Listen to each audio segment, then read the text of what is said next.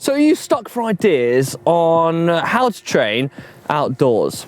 Yeah, there are loads of videos on the channel about indoor training sessions in the winter, but I haven't seen that many about outdoor rides. No, that's true. And it's a beautiful day. It is. I mean, it's a good time to do some training outdoors there. How about we show them our 3 favourite, and then if there's time at the end, we've got a bonus as well. That's the plan, let's do it. Cool. Which way are we going anyway? Left, I think. All right.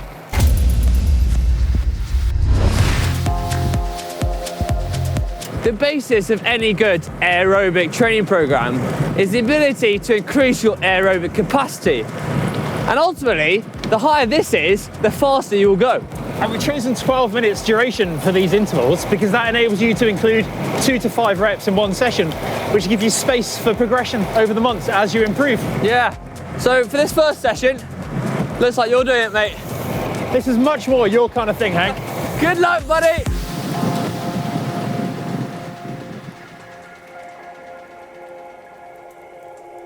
For this session, you'll need to complete a good warm-up, around 8 to 12 minutes of good progressive ramp-up to get your heart, lungs and legs pumping. To be honest, 8 to 12 minutes is enough for all of these sessions, assuming you do them correctly. How was that, mate? It looked tough.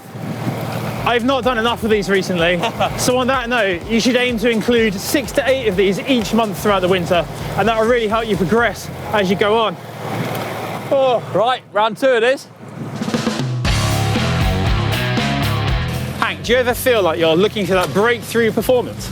I guess, mate.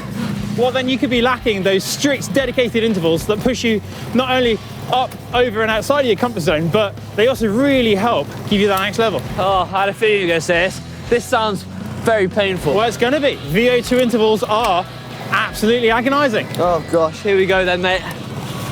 VO2 intervals coming up. James, mate, I've not even told him what they are yet. Pay attention.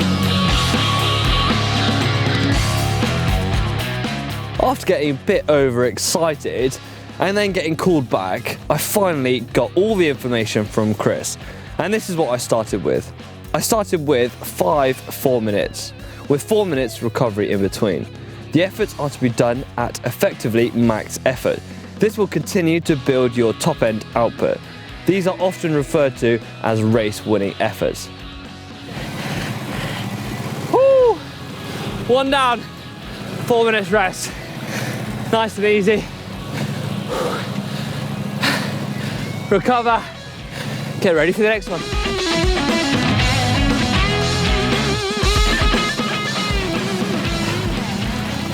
Good work, Hank. Oh, that was hard.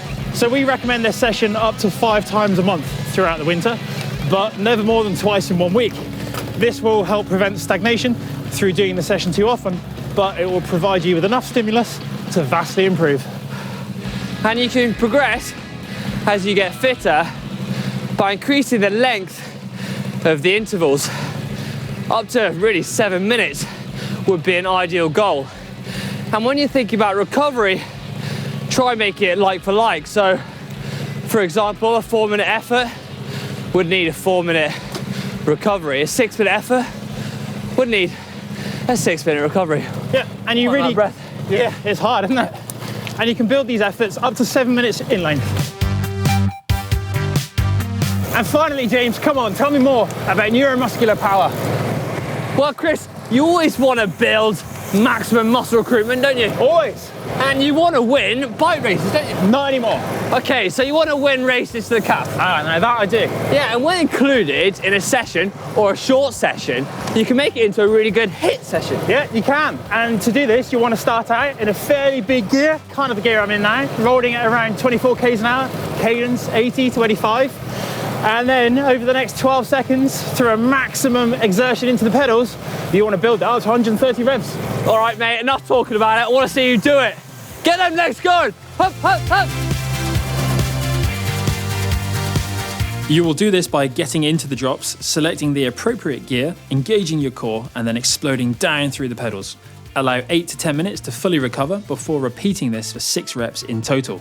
Don't simply ease off between the sprints. Aim to continue at an effort of around 75 to 80% of max, and this will help you get the most from your session on the bike and prevent cooling off too much in between. Oh, mate, that looked hard. Well, it's brutal. Right, now you've done it, how often do you have to do it? Well, I reckon once a week is enough to forge a good progression with your sprints throughout the winter. 12 to 16 worth of sprints, 6 times a week. That's 96 sprints over a winter. Oh, that sounds a lot. Well, 1,152 seconds, which is just under 20 minutes. Quite a lot of pure neuromuscular effort, isn't it? You love it. As Chris winds up for his next sprints, just remember to keep your sprints sharp throughout the entire winter, because the last thing you want to do is play catch up as the temperature begins to rise and the sun comes out. Come on, Chris. We haven't got all day, mate.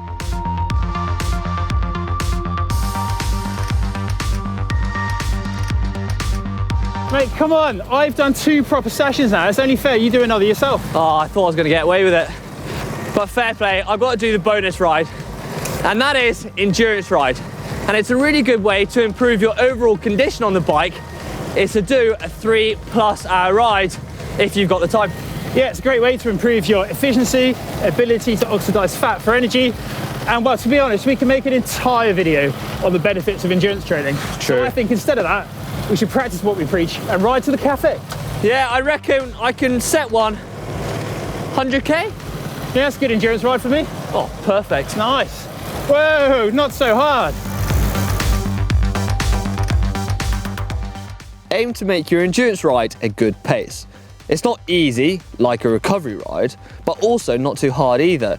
You don't want to be over 80% effort on this ride. So there you have it, 4 train sessions that you can implement during the winter out on the road.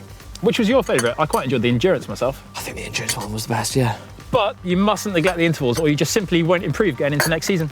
Yeah, and don't forget, if you did like this video, then give us a thumbs up, and we hope it helps you when out on the road. And if you want to check out Dan, who's back on his fitness plan, well, click down here somewhere. He's trying to keep up with us, but it's not going to work. Well, he's only riding indoors. Yeah, well, outdoors is the way forward, Dan.